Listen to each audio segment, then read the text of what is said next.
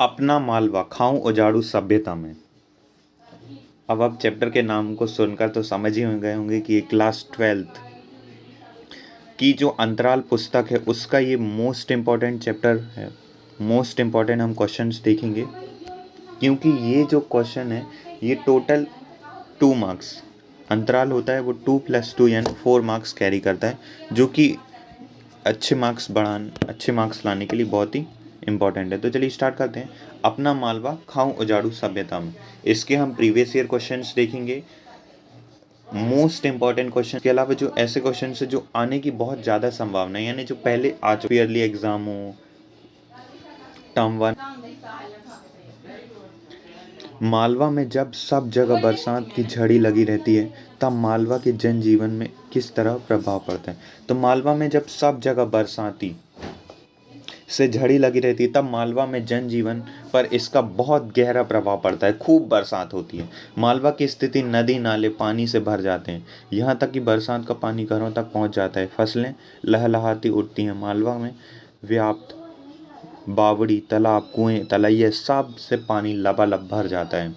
इससे मालवा में लगता है कि भगवान खूब कृपा हुई है।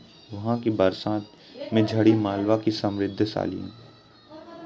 नेक्स्ट है, अब मालवा में वैसा पानी नहीं गिरता जैसा पहला गिरा करता था, इसको स्पष्ट करना है। तो इसके कुछ रीजंस मैंने लिख दिए हैं यहाँ पे, जैसे कि औद्योगिकरण के कारण जो पर्यावरण को नुकसान हुआ है,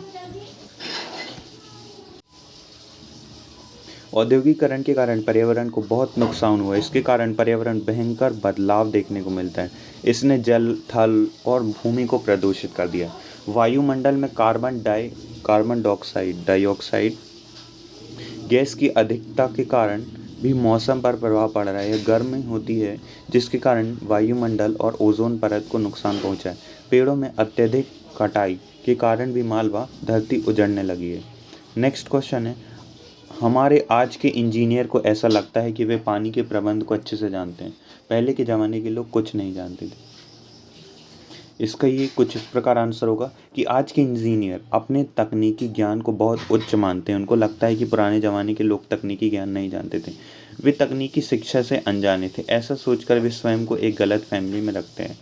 वे मानते हैं कि पश्चिमी सभ्यता ने ज्ञान का प्रसार किया है, भारत के लोगों को ज्ञान था ही नहीं। रेनेसा के बाद ही लोगों के अंदर ज्ञान का फैलाव हुआ है, जो कि एकदम गलत है। नेक्स्ट क्वेश्चन है हमारा, मालवा, उन्होंने इसके लिए सबसे पहले वहाँ के तालाब कुएं बावड़ियों का निर्माण करवाया। इस तरह वह बरसात का पानी जमा करके रख सकते थे। यह पानी पूरे वर्ष पानी की व्यवस्था करता था और लोगों को पानी के लिए तरसना नहीं पड़ता था। मालवा इसी का प्रमाण है। आज हमारी सभ्यता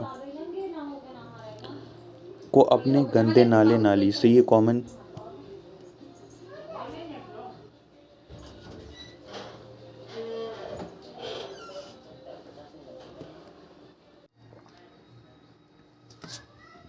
ये इम्पोर्टेंट क्वेश्चन है जो पहले भी आ चुका है।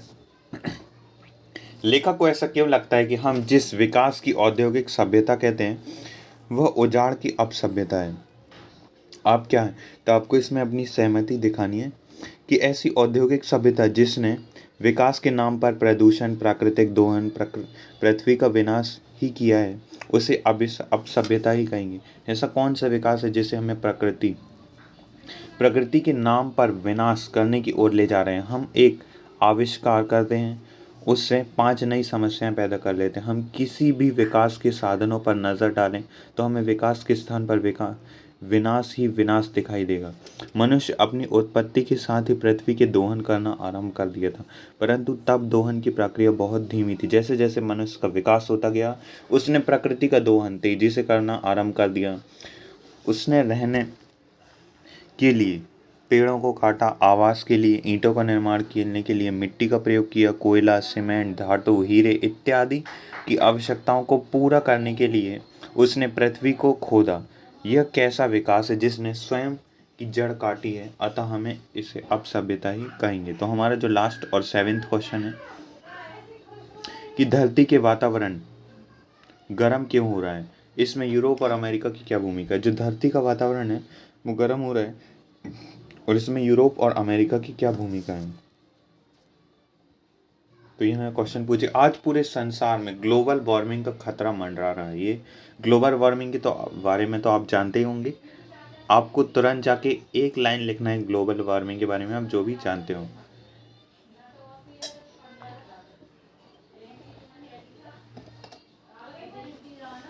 इसे हिंदी में वैश्विक ताप वृद्धि कहते हैं। पूरे विश्व में वैज्ञानिक इस स्थिति से परेशान हैं कि इसके कारण धरती का वातावरण तेजी से गर्म हो रहा है। इसको आपको कॉन्सेप्ट को समझना होगा। जैसे ये है जो ये अर्थ है, इसके ऊपर है, ये इसका एटमॉस्फेयर है। यदि हम अर्थ देखें, उसके ऊपर उसका एटमॉस्फेयर है, और यहाँ सन है। तो सन की जब डायरेक्ट रेज होती हैं वो इस पृथ्वी पर पड़ती हैं। ये पड़ी फटाफट, अब ये पृथ्वी के अंदर आ गई। लेकिन क्या हो रहा है, ये इस ग्लोबल वार्मिंग के कारण ये जाम हो गई। तो क्या हो रहा है, ये जो गर्म हवाएं, ये जो गैसें हैं जैसे कार्बन डाइऑक्साइड, क्लोरोफोलो, ये बाहर नहीं जा पा रही। कुछ कुछ जा रही हैं बाहर, लेकिन ये बाहर नहीं जा पा रही ज़्यादा। तो इससे क्या हो रहा है, पृथ्वी के अंदर है जो ओजोन परत फूट रही है, जो ओजोन का छेद है वो बड़ा हो रहा है, होल। तो बहुत जल्दी जल्दी ये सन की जो रेज़ हैं वो अर्थ के अंदर आ पा रही हैं, और डायरेक्ट रेज़ आ रही हैं जो कि ह्यूमन बींग्स के लिए बहुत ज़्यादा हार्मफुल हैं। तो ये जो है वो बीच में ये अर्थ है और ये सन था। तो आई होप आप ये कॉन्सेप्ट को समझ गए होंगे। हम मनुष्य की अपनी सुविधाओं के नाम पर जो भी कुछ किया है वह हमारे पास खतरनाक सिद्ध है। वाहन, हवाई जहाज, बिजली बनाने के लिए संयंत्र, उद्योगों इत्यादि से अंधाधुंध होने वाला गैसीय उत्सर्जन की वजह से कार्बन डाइऑक्साइड में वृद्धि हो रही है।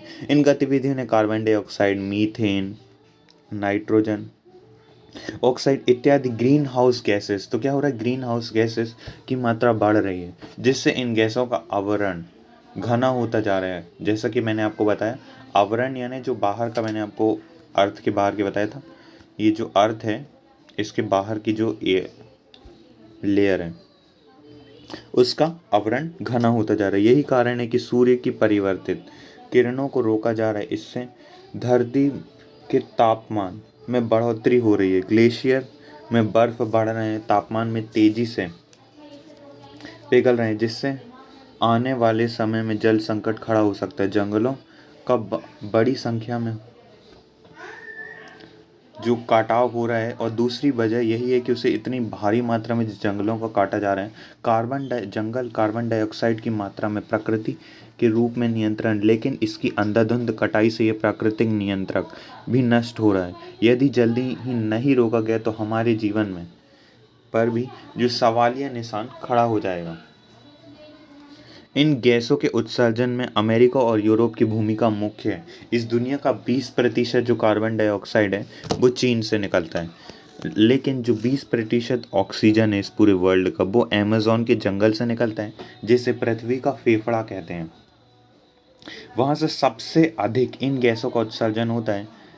इस बात को स्वीकार नहीं करते, लेकिन जो लोग हैं वो इस बात को स्वीकार नहीं करते। तो आई होप आपको ये बैक एक्सरसाइज के मोस्ट इंपॉर्टेंट क्वेश्चन समझ आए होंगे। So at last, thanks for watching the video.